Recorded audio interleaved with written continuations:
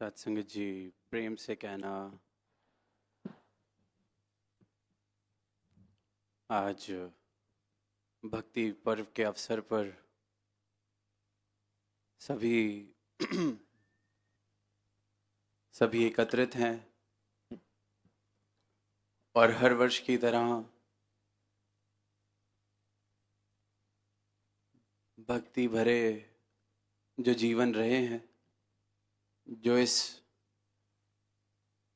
सूक्ष्म राह पर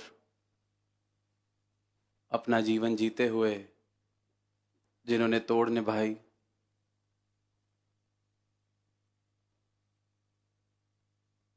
सदगुरु के वचन को, हुक्म को आधार बनाते हुए अपने जीवन जिए,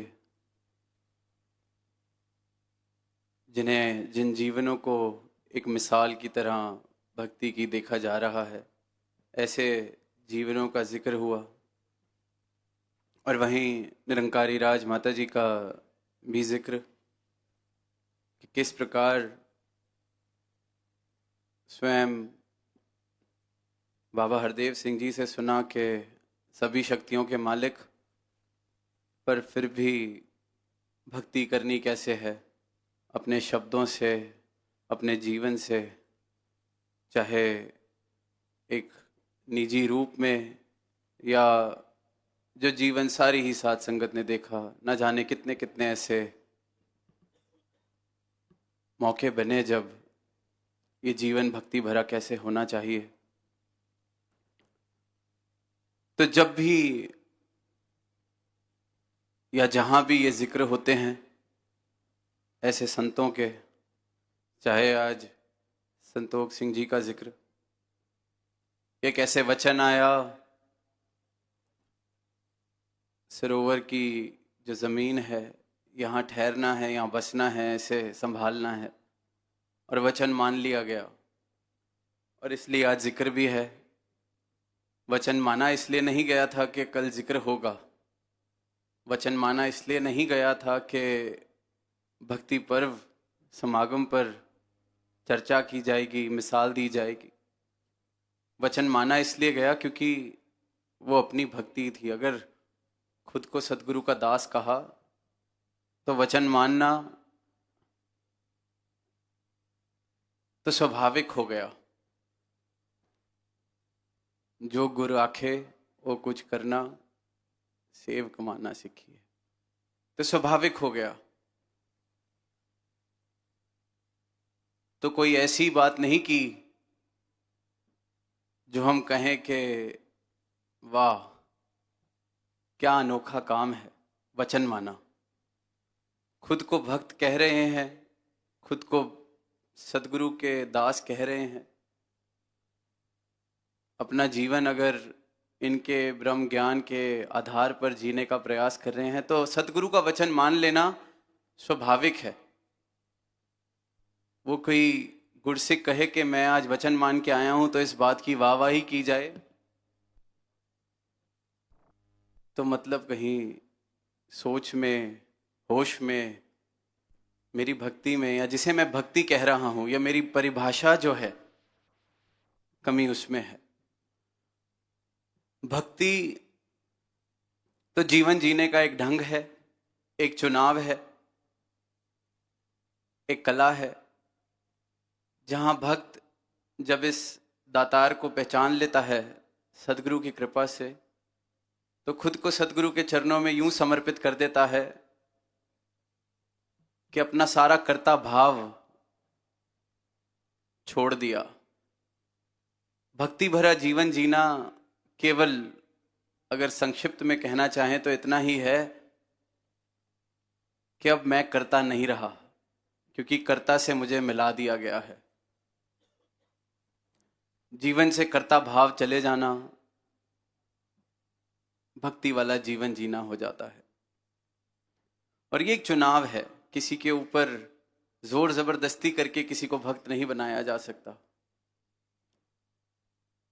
और यही परिभाषा है, सत्य की एक ही परिभाषा हो सकती है, जिसे समझ आ जाए तो वो दुनिया के जिस भी कोने में हो, वो भी वही परिभाषा बोलेगा जो दुनिया के इस कोने में बोली जा रही है। सदगुरु का जब ब्रह्म ज्ञान मिलता है, भक्ति सही मायनों में जीवन में आती है, तो भक्ति की परिभाषा मेरी आपसे अलग नहीं हो सकती या किसी की मुझसे अलग नहीं हो सकती, क्योंकि भक्ति सत्य है और सत्य की परिभाषा अपनी अपनी नहीं हो सकती, एक ही हो सकती है। सूरज चढ़ा है तो सबके लिए सत्य है, क्योंकि इस पल का वो सत्य है। और भक्ति और ये ब्रह्म ज्ञान तो आदि से सत्य है, जुगाद से सत्य है, आगे भी सत्य रहने वाला है। तो सदगुरु ने ये सत्य दिया है जिसकी प्राप्ति के बाद परिभाषाओं की कोई गुंजाइश नहीं रह जाती। परिभाषाओं की गुंजाइश तब तक है जब तक नाता असत्य से है, माया से है। तो जैसे कि दास ने पहले कहा कि एक भक्त अगर खुद को भक्त कह रहा है या मैं प्रयास कर रहा हूं भक्ति भरा जीवन जीने का, तो वचन मान लेना कोई बड़ी बात नहीं है, ये तो स्वाभाविक है। दूसरी तो कोई चॉइस ही नहीं बचती, चॉइस है ही नहीं। पर क्योंकि जिस समय में हम जी रहे हैं, शायद भक्ति उस गहरी तल पर हम भक्ति के नहीं पहुंचे हैं, तो कभी कभी लगता है कि चलो नहीं माना तो कोई बात नहीं, खुद को ही अलाउंस दे देते हैं, नहीं माना तो कोई बात नहीं। और फिर जब आसपास देखते हैं कि हाँ और भी हैं जो नहीं मान रहे, कहा वचन आया कि सरोवर पे रह जाइए, वो रह गए, आज मिसाल दी जा रही है। और कभी कभी एक ही बात कितनी बार कहनी पड़ती है, फिर भी नहीं मानी जाती, फिर भी कोई फर्क नहीं, फिर भी कोई असर नहीं। तो कहने वाला भी कहता है चलो जो कह रहा हूं वो नहीं किया जा रहा, कम से कम जिस चीज की मनाही है वो तो नहीं कर रहे। तो ये समझौता भी फिर कहने वाला ही कर लेता है कि चलो जितना कहते हैं उतना नहीं कर रहे, पर कम से कम जो कहने से मना किया है उस लकीर को तो पार नहीं किया जा रहा। और फिर देखते हैं कि हम सब अंतर्यामी हैं, अपने अपने जीवन में ऐसे मोड़ भी आते हैं कि जो लकीर खींची कि इसके पार ना जाना, हम उसके पार भी चले जाते हैं। एक बार कहा, 10 बार कहा कि ये कर लीजिए, नहीं किया तो कहने वाले ने कहा कि चलो कोई नहीं।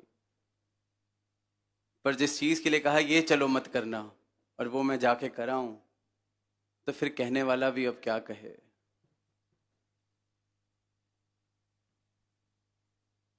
आज जब ये माइक आ रहा था तो ध्यान में वो बात आई जो भगवान बुद्ध के विषय में सुनते हैं कि उन्होंने कहा, वो मौन हो गए, बोलना छोड़ दिया। तो जब उनसे पूछा गया कि आप अब अपने शब्दों का इस्तेमाल क्यों नहीं करना चाहते, आप ये जो आपको हासिल हुआ है सत्य, शब्दों से इसको दुनिया तक क्यों नहीं पहुंचाना चाहते, तो उन्होंने कहा कि मेरे कहने से क्या फर्क पड़ना है, जिसने बदलना है उसको इस परमात्मा ने वैसे ही बदल देना है, और जिसने नहीं बदलना उसके आगे मैं जितना भी कहता जाऊं उसने सोते ही रहना है। तो दास ये सोच रहा था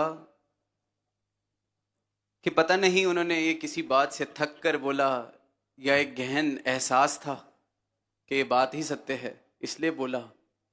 पर हमारे भाग कितने ऊंचे कि सतगुरु चाहे यहाँ तक हमने मजबूर किया कि यूं कह दिया कि मैं पानी में मधानी मार रहा था, पर फिर भी इन्होंने कहना नहीं छोड़ा, फिर भी राह दिखा रहे हैं।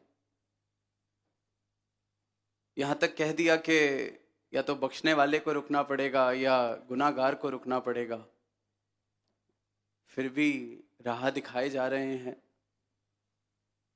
ये नहीं कहा कि कहने का क्या फायदा, राह दिखा रहे हैं कि चलो कम से कम वो लाइन तो पार नहीं की जा रही कि ये नहीं करना। तो समागम से ही आत्मा मंथन का विषय चल रहा है, तो आज भक्ति पर्व पे भी आत्मा मंथन इसी बात का होना चाहिए कि भक्ति है क्या, मेरे लिए भक्ति क्या है। क्या मेरी भक्ति अभी भी मेरी परिभाषा के अनुसार है? तो मतलब सही मायनों में भक्ति अभी भी नहीं हो रही है। कुछ पंक्ति हम संगत में अक्सर सुनते हैं कि सुध दारा और लक्ष्मी पापी के भी होए, संत समागम हरि कथा तुलसी दुर्लभ होए। बचपन से बाल संगत से सुनते आ रहे हैं। अभी भी कहीं भी दास को टूर पे जाने का अवसर मिलता है, कहीं भी संगत करने का मिलता है, शायद ही कोई 2 या 3 दिन गुजरते होंगे और कोई ना कोई इन पंक्तियों का जिक्र जरूर करता है। मन में बड़े समय से ख्याल था इन पंक्तियों को लेके। आज भक्ति पर्व का अवसर है, पारिवारिक रूप में हम बैठे हैं, तो भाव ये आया कि ये कहना तो बहुत आसान है कि सुध दारा और लक्ष्मी पापी के भी होए, संत समागम हरि कथा तुलसी दुर्लभ होए। तो क्या मैं ये संत समागम और हरि की कथा इसलिए कर रहा हूं क्योंकि संसार की उपलब्धियां मैं चाहकर भी नहीं कर पाया, तो मैंने जिन्होंने पाया उनको पापी घोषित कर दिया कि ये तो पापियों को भी मिल जाता है, मैं तो ये संत समागम कर लेता हूं। चाहत अभी भी संसार की है, चाहत अभी भी उपलब्धियों की है, चाहत यही है कि महल माड़ियां बनानी है, पर अब नाकामी को कहीं इस भक्ति के नाम से तो नहीं छुपाने की कोशिश की जा रही, अपने अहंकार को बचाने की कोशिश ये कह के तो नहीं की जा रही कि चलो ये तो पापियों का काम है, हम तो फकीर हैं, हम तो संत हैं, हम संत समागम करते हैं, हम हरि कथा करते हैं। दुर्लभ होती है, पैसा तो हर पापी कमा लेता है, संसारिक उपलब्धियां तो हर पापी बना लेता है। तो ये अपनी परिभाषा। बात समझने वाली ये थी कि ये तो जिन्हें कहा गया कि ये जो सुध दारा और लक्ष्मी पापी के भी होए, कि ये तो संसार की माया है, सही मार्ग से भी कमाई जा सकती है, और जो पाप के रास्ते पे चल रहा है, किसी को नीचा खींच रहा है, दुख पहुंचा रहा है, वो भी ये कमा सकता है। दोनों तरीके हैं। अपनी लकीर बड़ी करके भी कमाई जा सकती है, किसी की लकीर छोटी करके भी कमाई जा सकती है, संसार की माया। पर फिर भक्ति करते हुए मेरे मन में ये सवाल क्यों आता है कि मैं तो संगत आता हूं, मैं तो किसी का दिल नहीं दुखाता, पर वो देखो पापी, उसका घर कितना बड़ा हो गया है, मुझे तो नौकरी से भी निकाल दिया जहां मैं नौकरी कर रहा था। बात समझने वाली है। भक्ति का मार्ग मैंने उन संसार की उपलब्धियों को प्राप्त करने के लिए अगर चुना है, तो परिभाषा पहले ही दिन गलत हो गई। वो बात अलग है, ये बख्शिश में झूंगे में जो मर्जी मेरी झोली में डाल दें, सब कुछ जो डाला है इन्होंने ही डाला है। पर भक्ति की परिभाषा ये है अगर कि मैं अच्छा इसलिए बोलता हूं, दिल इसलिए नहीं दुखाता क्योंकि ये मुझे इस भक्ति की रास्ते से कमाना है। भक्ति की राह कर्ता भाव को त्यागने वाली राह है। जीवन से कर्ता भाव खत्म हो जाए तो मैं भक्त बन सकता हूं, लेकिन अगर सुध दारा और लक्ष्मी के लिए ही भक्ति की जा रही है और मन में बार बार ये सवाल आ रहे हैं, वो देखो पापियों को मिल रहा है, दिल दुखाने वालों को मिल रहा है, झूठ बोलने वालों को मिल रहा है, मुझे नहीं मिल रहा, मन में ये भाव। और फिर अंत में खुद को समझाने के लिए, समझौता करने के लिए मैं भी कह दूं चलो संत समागम हरि कथा, ये तो बड़ी दुर्लभ है, मुझे दुर्लभ हीरा मिला है, दुर्लभ भाव मिले हैं, पर बचा मैं अहंकार को ही रहा हूं। तो ये भाव भी आत्मा मंथन करने योग्य है कि कहीं ये भक्ति, क्योंकि संतों ने कह दिया दुर्लभ है। जैसे दुनिया में जिसके पास हीरा है उसे अमीर कहा जाता है क्योंकि उसके पास एक दुर्लभ वस्तु है। हीरे की कीमत इसलिए दुर्लभ है, सबके हाथ में एक एक हीरा पकड़ा देंगे तो हीरे की क्या कीमत रह जाएगी, तो इसलिए हीरे की कीमत माया है। कहीं जिस कारण हीरे की चाहत है कि ये दुर्लभ है, कीमती है, इसलिए मुझे लेना है ताकि मैं अमीर बन जाऊं, ताकि मेरे पास कुछ ऐसा हो जिससे मैं दुनिया में अपनी मन मर्जी कर सकूं। खर्चा कर सकूं, जैसा जीवन चाहता हूं वैसा जी सकूं, उसकी दुर्लभता के कारण उसकी कीमत है। संसार की हर वस्तु की कारण दुर्लभता की वजह से है। तो कहीं यही अहंकार मैं ना कर लूं कि चलो दुनिया वाले तो फिर हीरा कमा लेंगे, मैंने तो ये भक्ति दुर्लभ है, और खुद को ये कह दिया हमने इस दुर्लभ हीरे को पाया है, पर मन में बना इसको भी माया लिया कि अपनी कीमत बढ़ानी है। अरे हम तो संत हैं, हम तो फकीर हैं, पैसा कमाना तो पापियों का काम। अगर ऐसा होता तो सदगुरु कभी गृहस्थ में रहने का प्रण नहीं देते। ऐसा होता तो राजा जनक को कभी ये ज्ञान ना हुआ होता। ऐसा होता तो स्वयं राम के रूप में थोड़ी आते।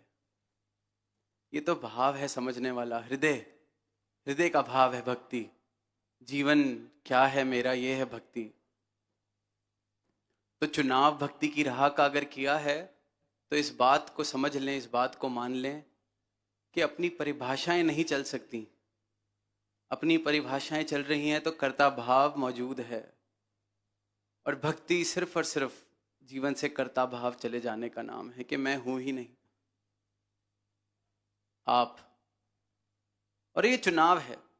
इन्होंने नहीं कहा कि समर्पण करो, इन्होंने नहीं कहा बात माननी पड़ेगी, इन्होंने नहीं कहा कि जबरदस्ती कुछ करो।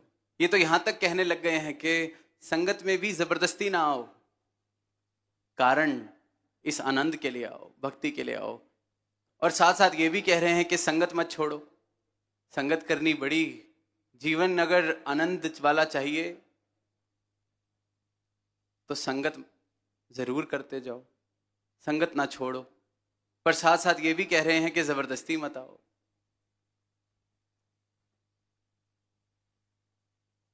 जोर जबरदस्ती का तो सौदा भक्ति है ही नहीं, प्रेम का सौदा है। प्रेम में जोर जबरदस्ती नहीं होती। और जिससे अगर हम जोर जबरदस्ती के रिश्ते को प्रेम कह रहे हैं तो फिर तो प्रेम क्या है ये बात ही नहीं समझ आई। और दुनिया के मालिक के साथ रिश्ता बनाना है तो ये अपनी मर्जी से ही बनना चाहिए। तभी इन्होंने हमें स्वतंत्र किया है, तभी ये जीवन दिया है। भक्ति एक चुनाव है, भक्ति जीवन जीने का एक ढंग है। और जब ये चुनाव कर लिया तो फिर वहां अपनी मैं नहीं रहती। ये ऐसा एक चुनाव है जो मेरे जीवन का आखिरी चुनाव हो। ये चुन लिया तो अब आपने चुनना है, आपने रास्ता दिखाना है, आपने चलाना है। और कतई ही, क्योंकि इसके बाद जो नौजवान दास की उम्र के हैं वो कहेंगे कि मतलब कुछ करना ही नहीं, सब कुछ अपने आप होगा, तो फिर हम कोई इच्छाएं छोड़ दें, कोई प्राप्तियों के प्रयास छोड़ दें? बिल्कुल नहीं। जो कुछ पाना है, जितनी आज सोच है पाने की, दास कहेगा उससे 1000 गुना बड़ी सोच करके पाने का प्रयास किया जाए। पर नहीं मिला तो मैं करता नहीं था। कर्ता भाव छोड़ना, ये कहा गया। अपनी अपनी परिभाषाएं हम छोड़ दें तो भक्ति की राह पर चल पड़ेंगे, भक्ति की राह पर चलने लग गए हैं। क्योंकि परिभाषा बनाने में इंसान बहुत आगे है, अपनी मन मर्जी से कुछ भी बना लेता है। जैसे हम सब ने बख्शनहार होने की एक परिभाषा बना रखी है कि ये बख्शनहार तब होंगे अगर ये करेंगे तो। जैसे कभी कभी होता है, मेरे घर नहीं आए, आएंगे, क्यों नहीं आए, मुझसे नाराज हैं। लाइन में नजर नहीं मिली, मुझसे नाराज हैं। खुद ही मैंने कह दिया है मुझसे नाराज हैं। खुद ही मैंने सोच लिया कि यहां आएंगे, ये करेंगे तो ये बख्शनहार हैं। मैं सर्टिफिकेट देने वाला सदगुरु को कौन हूं कि ये बख्शनहार हैं कि नहीं? और इन्होंने कब कहा कि मुझे तुम्हारा सर्टिफिकेट चाहिए? कहे अवतार गुरु दे बाजो, दरगाह रहंदी पत नहीं। दरगाह में तो मुझे ये चाहिए, मेरी तरफ, मेरे पक्ष में खड़े ये मुझे चाहिए। मेरा सर्टिफिकेट इनको नहीं चाहिए कि ये बख्शनहार हैं कि नहीं। जिस दा पख करे तू स्वामी, उस बंदे लई मौज बहार। मौज बहार के लिए इनका पख मुझे चाहिए। मैं इन्हें बख्शनहार होने का सर्टिफिकेट दे रहा हूं कि नहीं, इस बात से इन्हें कोई फर्क नहीं पड़ता, ना इन्हें मुझे कहा है। पर कमाल की बात यही है कि ये इकलौता ही दर है इनका जहां मैं इनको सर्टिफिकेट भी दे रहा हूं, जहां अपनी मर्जी से आ भी रहा हूं, जा भी रहा हूं। घर जाके ये भी कहूंगा कि आज संगत में ये ठीक था, ये नहीं था, और फिर कल उठ के दोबारा इनकी संगत में आके इनके आगे खड़ा हो जाऊंगा, ये फिर भी नहीं कहेंगे। बस इतना ही कहेंगे, दिल नहीं लगता कहीं भी जाइए, कोई ज़बरदस्ती नहीं है। तो अपनी अपनी परिभाषा छोड़ते चले जाएं, अपनी अपनी परिभाषा छोड़ते चले जाएं, इनकी ही परिभाषा हो। तो आज जहाँ भक्ति पर्व है, तो दास भी इस भक्ति की राह पर इनकी कृपा से ये चला रहे हैं और आगे भी चलता रहे। तो अपने लिए एक अरदास, आज सुबह से ध्यान था कि सारी ही संगत भी है, सबके सामने, सदगुरु के सामने यही अरदास कि अब इन्होंने जो प्रेम दिया है, इन्होंने अपना बनाया है, तो इन्होंने इस प्रकार से इतना विश्वास, इतना प्रेम भी दिया है कि किसी के लिए कहें कि इन्हें बख्श दो महाराज, तो ये बख्श देते हैं।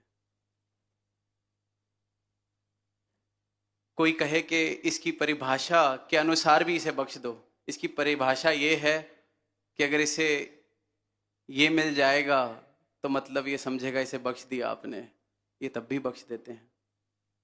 तो अपने लिए अरदास ये है कि हृदय और भाव हमेशा यही देना कि खुद भी कभी मन में किसी के लिए ये भावना है कि इसे दास ने नहीं बख्शना, खुद तो बख्शता जाए और खुद आपके आगे भी सबके लिए बख्शिश ही मांगे, पर साथ में इतनी समझ देना कि बख्शिश जो आपकी परिभाषा है, दास कभी ये जिद ना करे कि इसको उसके अनुसार बख्श दो। आपकी जो बख्शिश है, बख्शना आपने है।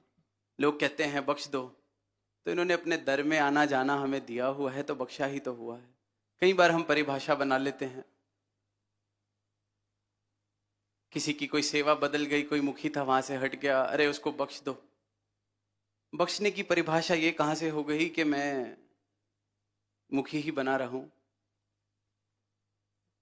या मैं जिस रास्ते से आप पिछले वर्ष आए थे इस रास्ते से दोबारा हो नहीं आए तो मतलब आपने बख्शा नहीं। तो दास कभी भी अरदास करे आपके आगे किसी को बख्शने की, तो आप जी अपनी परिभाषा के अनुसार ही बख्शना, और इतनी समझ दास को देना कि ये भाव कि मैं तो बख्शवा ही रहा था, ये तो भक्ति ही है, पर ये बात भी कहीं मेरी परिभाषा ना बन जाए कि मैं तो बख्शवा ही रहा था, इसमें गलत क्या था। आपका जो ध्यान आप करता है, अपनी परिभाषा मेरी कोई ना हो इस राह पर, तो आनंद है। और ये याद रहे कि मुझे कोई अधिकार नहीं, ना इन्होंने मुझसे कोई सर्टिफिकेट मांगा है। दरगाह में मुझे ये अपने पक्ष में चाहिए, भक्ति ये है। अपनी परिभाषा के अनुसार जो कुछ किया जा रहा है वो भक्ति नहीं। तो अरदास यही कि मन में कभी ये भावना आए कि कहने का क्या फ़ायदा, आप जी कह रहे हैं तो हम भी कभी ना थके। आप ये आशीर्वाद दो, जैसा आप जी का ध्यान है वैसा ही भाव हर एक संत का हो, उसी भाव से सब सेवा करें, उसी भाव से सब सत्संग में आए, उसी भाव से ये भक्ति का आनंद सब माने।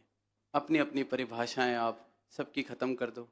जो आप जी का ध्यान, जो आप जी की परिभाषा, सिर्फ और सिर्फ इतनी ही बात रह जाए। कहना बड़ा आसान हो जाता है, विचार ख़त्म हुई, संगत ख़त्म हुई, पीछे कोई मिलेगा कि आज तो आपने रुला दिया। चाहे परिवार में, चाहे जो निकट में है, बड़ा आसान है, आज आपके विचार ने झंझोड़ दिया। तो सतगुरु मनोरंजन के लिए विचारे नहीं करते, फीडबैक लेने के लिए विचारे नहीं करते। सिर्फ ये कह देने से कि आज आपने रूह को हिला दिया, आज आंसू आ गए, आंसू आ रहे हैं, आंसू लेके खड़े हो गए उनके आगे कि आज आपने क्या कह दिया, आज आपने गुरदास की परिभाषा बता दी। तो फीडबैक मैकेनिज्म नहीं है। मेरा जीवन आपके वचनों के अनुसार बन सके, ऐसी कृपा, ऐसी अरदास हम अपने सबके लिए करें। तो ये भक्ति पर्व, आत्मा मंथन यही किया जाए